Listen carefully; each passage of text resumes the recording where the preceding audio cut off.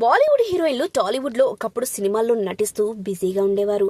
అప్పట్లో వాళ్లకున్న క్రేజ్ తెలుగులో కూడా ఎక్కువగా ఉండటంతో తెలుగులో వాళ్ళు చేసిన ప్రతి సినిమా హిట్ టాక్ ని అందుకునేవి. అలాంటి హీరోయిన్లలో ఊర్మిళ మతోండ్కర్ ఒకరు.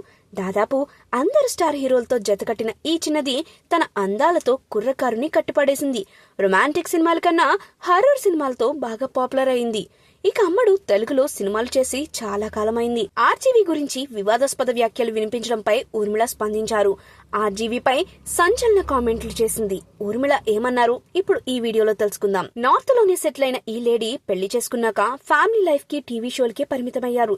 చివరిగా 2018లో బ్లాక్ మెయిల్ సినిమాలో స్పెషల్ సాంగ్ లో నటించింది. ఈ మధ్య ఆర్జీవీకి ఊర్మిళకు మధ్య గొడవలు జరుగుతున్నాయనే వార్తలు ఎక్కువగా వినిపిస్తున్నాయి. ఇటీవల వర్మ దర్శకత్వం వహించిన సత్య మూవీ రిలీజ్ చేసిన విషయం తెలిసిందే. ఈ మూవీ 1998లో వచ్చింది. ఇందులో జేడీ చక్రవర్తి హీరోగా, ఊర్మిళ మతోండ్కర్ హీరోయిన్ గా చేశారు. ఈ సత్య మూవీ రిలీజ్ ఈవెంట్ లో పాల్గొన్న ఊర్మిళ ఆర్జీవీ గొడవలపై క్లారిటీ ఇచ్చింది.